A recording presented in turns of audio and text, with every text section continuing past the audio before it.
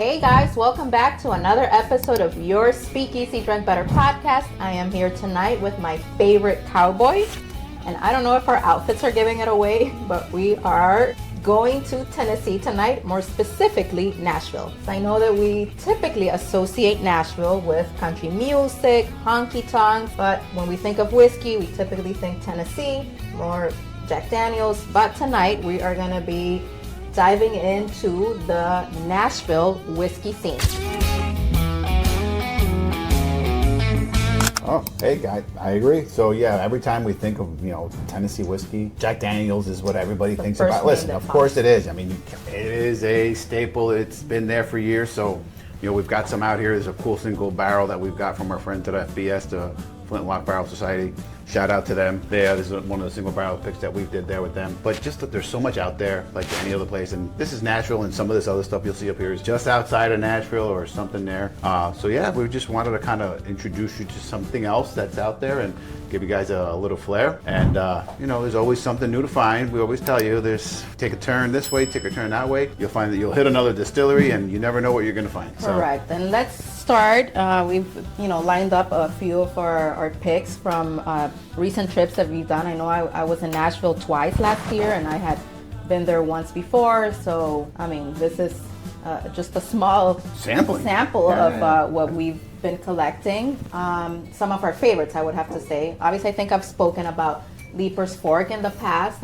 This is not just one of my favorite Tennessee whiskeys, it's probably one of my favorite whiskeys, period. I mean, this stuff is amazing. The only part about it is that I can't find it in New Jersey.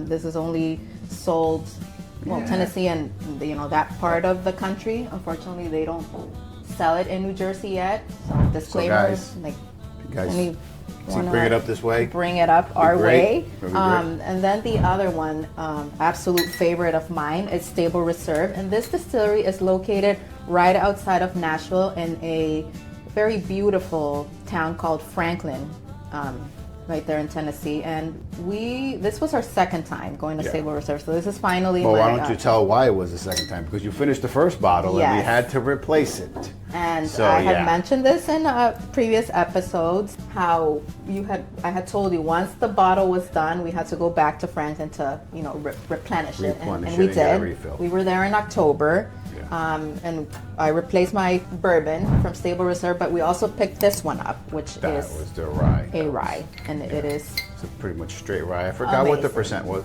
but it's a pretty interesting distillery.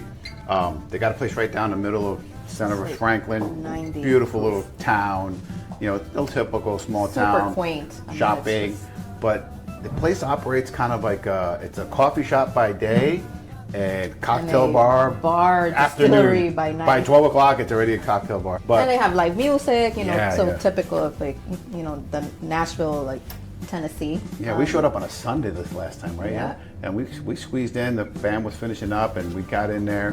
We had a chance to music, speak to the owners, and we kind of tasted some other stuff, and really welcoming. It was a nice place, beautiful. I mean, the bottles are beautiful too, and the labels. We'll look up their story, and but yeah, it's a beautiful spot. You have a chance. It's literally 20 minutes, half hour outside of about half hour outside of Nashville. You guys are ever in the area, definitely check out Franklin. I mean, it's definitely more than just, the whiskey, but like I said, it's a beautiful town, has a lot to offer. But yeah, in the surrounding area, Leaper's Fork, by the way, I forgot to mention, this is also located in Franklin. Right outside the main street or it's just a little down the road, downtown. But it's in technically still in Franklin. Mm-hmm, but yeah, but let's move back to where we wanted to Let's start. go back to Nashville. So back in Nashville, let's see, what is Nashville known for? We were talking about that. It's the mecca of country music, obviously. I think we all know that. It's also, Grand Ole Opry is country music's largest stage. Honky tonks. I mean, every famous country singer at this point has a bar honky tonk in Nashville. Yep.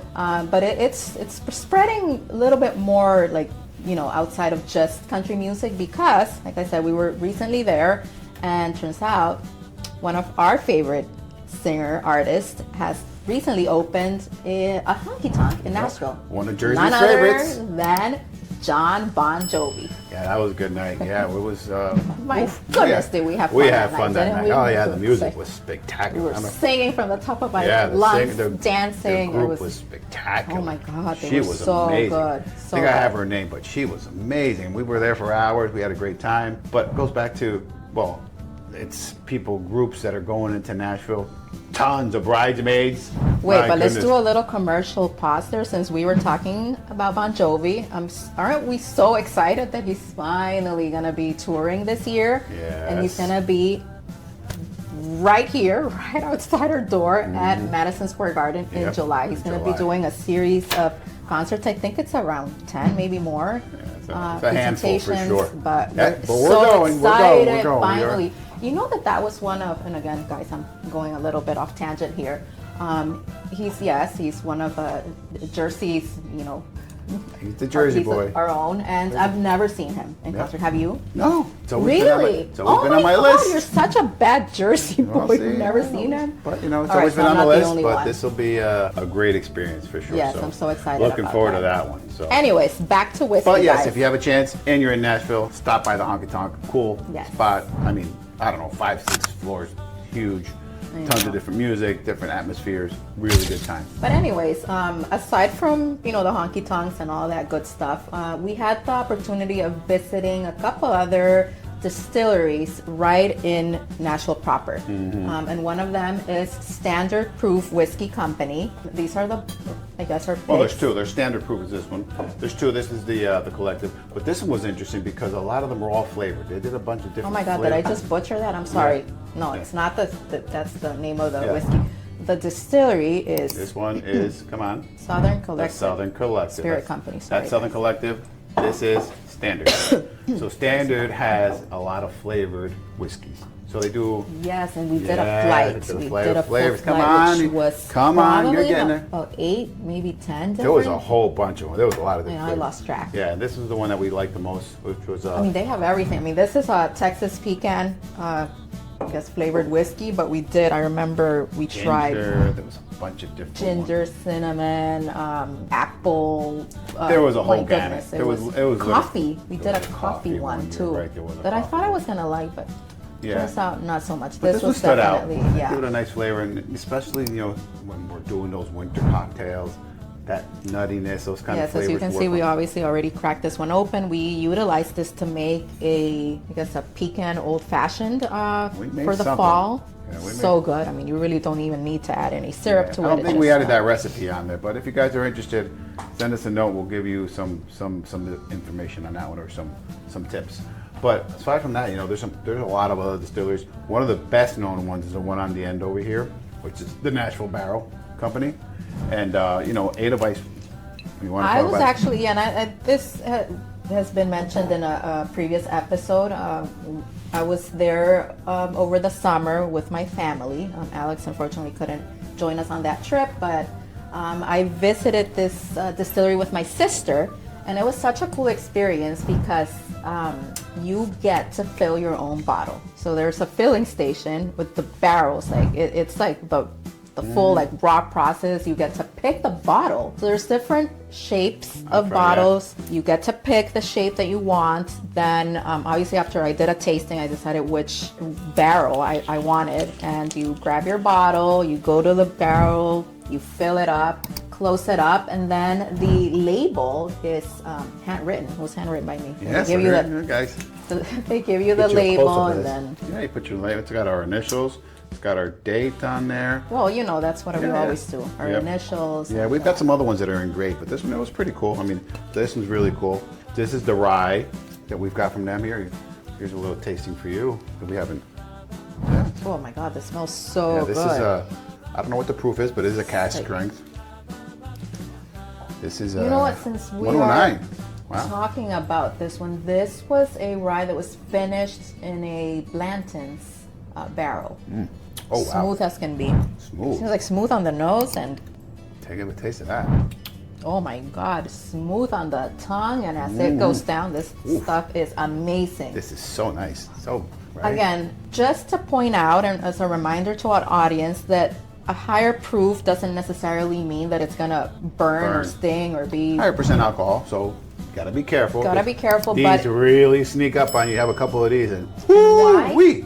Because it's so smooth. It really doesn't. Yeah, this was 109. Yeah. Yeah, I mean, and so you can have a lot of these other ones that are 90 proof, and you're like, you're breathing like a fire dragon, you know? Exactly. So that But just this to is prove 109, that point it's that real it nice. doesn't equate necessarily like higher very proof, nice. like higher I love this. burn. This is Yeah. so amazing. Yeah, so Such this good is one. stuff. Then we got another one. This is the regular straight, another single barrel pick.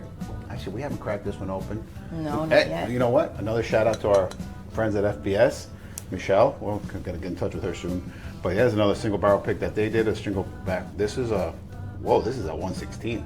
Gonna have to crack this one open, but yeah, I think we're gonna have to open the windows on that one. Well, I don't know. Who knows? You never know. But just like like anywhere else, these are right downtown. It's literally within a 5-minute drive. right there. Like you got the honky tonks down the street from, I think right down the street was what's this one and that other couple spots there. So I mean, like any other It's city. like super close to the Ryman Auditorium. Right, it was just up the street. You're right, like Right there, a block couple away. blocks. You could even walk Yeah, that there. was a good trip. Right off of Broadway. So yeah, amazing things coming out of Nashville, guys. If you're ever there, aside from obviously visiting the honky tonk, take a Music Row. I mean, there's so much to do in Nashville. It really is an amazing city, and it's just like blowing up more and more. The more we go, the more we fall in love with it.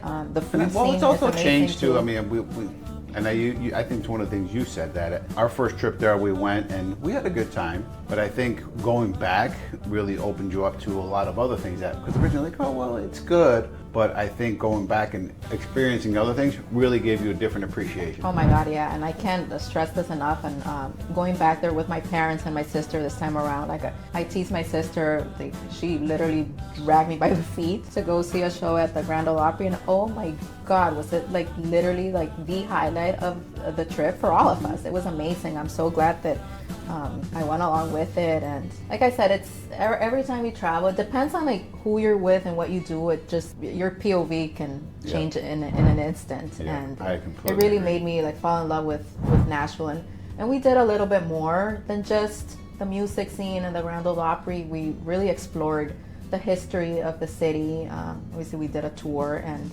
it just really But you see the city expanded my. blowing up. There's so much construction. There's so many people coming into the city. Oh my God, it's one of the fastest growing cities. New stadium currently. being built. You can see there's a lot going on. And, you can see there's a huge tourism. Of course, the Broadway scene is one piece of it. And, of course, the Tennessee Titans play play there. there. They're They're building a new the stadium. yeah. But when you're down there, Broadway's great. Listen, you know what you're getting into. Go, you have a spectacular time. And as cliche as it might sound, there's some really good musicians. You sit there and you're like, wow, it's this. You go one to the next, and you really appreciate it. And there's tons of energy. It's a good time. There's always some good with the bad, but it's always a fun time. So if you have a chance for a long weekend, grab some friends. It's more than just a party city, is what I kind of want to say. And I think that the first time that we experienced it, we were a little like, I don't know if this is our cup of tea. But again, I'm glad I went back, and then we ended up going again. I did a couple months later with you, and just love it. Yeah. So when are we going back? I don't know, but so guys, back to what we were talking about. So this is just Nashville here, guys. This is Nashville, of course. One of the good old granddads here is the Jack Daniels. This is another cool bottle. But if you ever have a chance to go visit Jack Daniels, that's definitely worth a visit. So just to give you like a little bit of like context of location, it's in Lynchburg, Tennessee, which is south of Nashville. I would say it's about an hour drive, and a half, yeah. if I remember correctly. But so worth it. I mean, yeah, you gotta go. I mean, Rent a car if and you're just drive a down whiskey, bourbon fan, or even if you're not, it's still worth it. I mean, Jack Daniels is the number one. it's up there. It's one of the top sold whiskeys in the world, right? Actually, yes, it's the number 2 most sold whiskey in the world after Johnny Walker. Yeah. So I mean, anything, it's.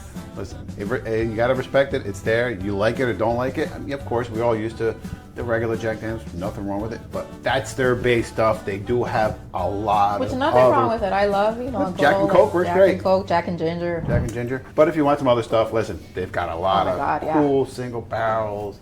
There's a lot of stuff coming out of there. Don't think that's the only thing they make. So if you got a chance, go visit the distillery.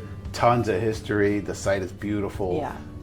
these sites, Very worth it. They're just randomly put in these Plus, places. it's such a piece of history, and I love how they still preserve the original. Even just the everything, the whole story, everything is original, and then they expand around it, and it's kept growing, but it's all there. The integral part of it still exists, right? Of the story of where it started, the connection to Uncle Nearest.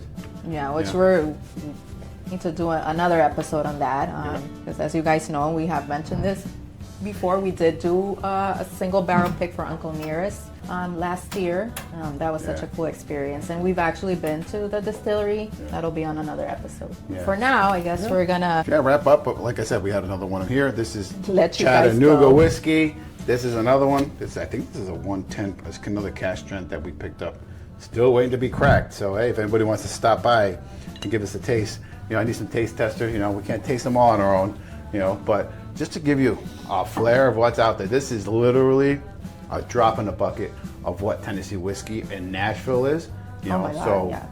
Just stuff that we'll go back and come back with another 10 bottles of different stuff that we liked, because most of the whiskey is pretty good. There are some real bad ones. We ain't gonna lie. It's something you taste, you're like, oof, this has a long way to go. But these guys are doing really good. That's also part of it. I think that we're always like open to just trying new things and just exploring a little bit. We like going off like the beaten path to doing things and or collecting bottles that are not your common, like that you would find not so commercial, but more craft products that are being put out there. But anyways, we're gonna keep sipping this amazing Stable Reserve. This is Nashville Barrel. This is the rye. Stable Reserve we haven't cracked. So listen, if you said we were drinking it now, we were lying, because they're still open and we gotta open those up. So as always, guys, don't forget to drink better responsibly. Cheers. Cheers.